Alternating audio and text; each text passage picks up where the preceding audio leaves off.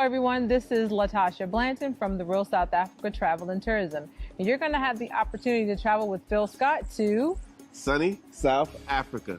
You guys are going to have the opportunity to come to Johannesburg, and you guys are going to be coming to Durban. And we're going to set it up perfectly. It's going to be like a luxury experience for you guys. At the same time, you're going to be getting some culture. And of course, you're going to get an opportunity to talk to Phil, hang out with Phil, and get his views on Africa and South Africa. You're also going to get an opportunity to explore the lifestyles here that are available in South Africa. And we're going to do all that for you in an amazing 10 days. We do hope that you go to the website and book, because we do look forward to seeing you here. Absolutely. Our website is therealsouthafrica.com. Go there, scroll down. You'll see a picture of Phil, and just go ahead and book there. So we'll see you here in what we like to call sunny South Africa.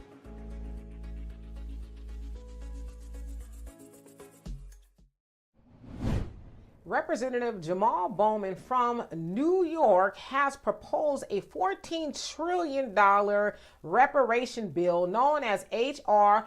414. Now, of course, you guys have heard of H.R. 40, which is a study of reparations, but he is saying, no, let's go ahead and roll out the money. Now, some of the reparation bill entails things for education, free education, to one of the 107 HBCUs in America. Also, it deals with restoring the voting rights for incarcerated and previously incarcerated individuals. But more specifically, this is what he is saying. According to the 2020 census, there are approximately 42 million African Americans in the United States, which makes up 12% of the population. When divided evenly, each person could receive $333,000, which could be paid out over decades. He also goes on to say, who says the $14 trillion needs to be paid out in one shot?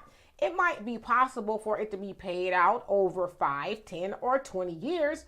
You could take that $333,000 and break it up into monthly checks over X amount of time. There are creative ways to do the right thing and do what needs to be done. Now, of course, he was talking about the housing and education and incarcerated individuals being able to vote. Just all a part of that bill. My thing is, yeah, $14 trillion sounds like a great start, although there's been a lot of economists that says it's much higher, right? Because, of course, we know that for the almost 250 years of slavery, that slave masters and everybody from, their ancestors and generations to follow, they've made trillions upon trillions upon trillions of dollars off of the slave labor of our ancestors. And so I want to get back to that of Representative Jamaal Bowman.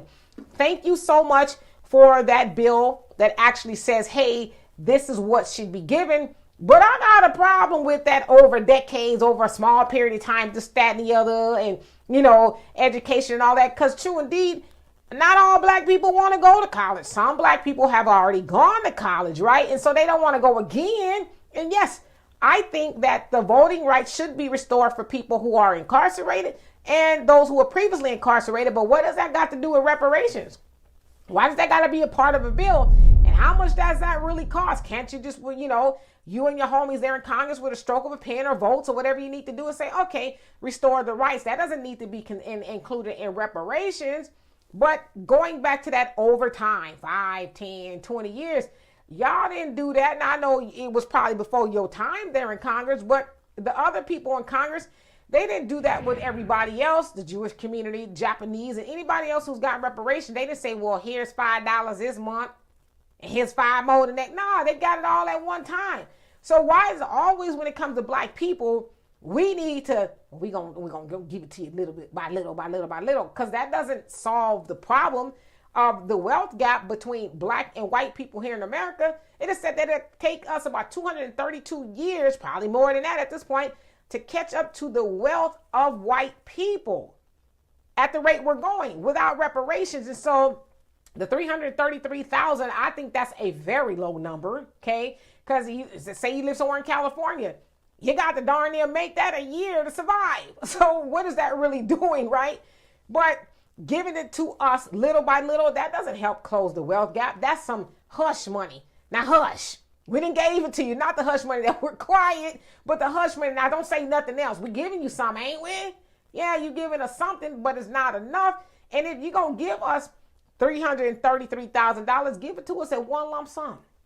We can decide what we want to do with the money. If we want to go to college, which some will argue, well, if I got $333,000 again, which is not enough, I probably don't want to go to college. I could, start some businesses or do whatever I want to do with that money. Because in turn, if I go to college, it's going to be to make $3,000 somewhere. So if I'm getting that lump sum, I can decide what I want to do with it. But again, I just want to say, of course, we know that now it's election season. So the Democrats, because that's what he is, they're going to come out with all the stops. Of course, they're going to send out, their best representative. When I say best, one that looks like us, right? To say, hey, black people, well, how about a little reparations bill? Was like we already got one, and y'all ain't did nothing with that. It's collecting dust on the shelf. But this particular bill, is talking about a specific amount of money. So it's a ploy. It's a ploy. You don't need to try to, get people on board with that. Just do it. Say, hey, we've all decided here in Congress that the checks will be rolling out to African Americans who are descendants of slavery. Expect to get that check in the mail in the next couple of days or direct deposit or whatever it is you're going to do, right? But no, it's games. Because let's keep it a buck. Most people in America, not counting black people, don't believe that black people should get reparations, American descendants of slavery. They don't believe we should get that. So how many in Congress are going to say, well, since you mentioned it, Jamaal, let's go ahead and do it? Not a lot, because there's some in his party, the Democrats, in fact, a lot, and probably most in the Republican Party, that don't believe black people should get reparations. And so again, he is playing games. It's all a game to get black people excited about more of nothing. So as I have always been taught, never, and when I say never, never count money until it's in your hand, okay? So I also want to revise that. Don't go to the booth, the voting booth, and vote for them until that money is in your hand. Give us a reason, Jamaal. Give us a reason to show up to vote for you, because now it's showing up to vote for more of nothing. So y'all tell me what you think of that. And for more insightful commentary, please subscribe to this channel and my channel, The Demetra Kaye Show, here on YouTube.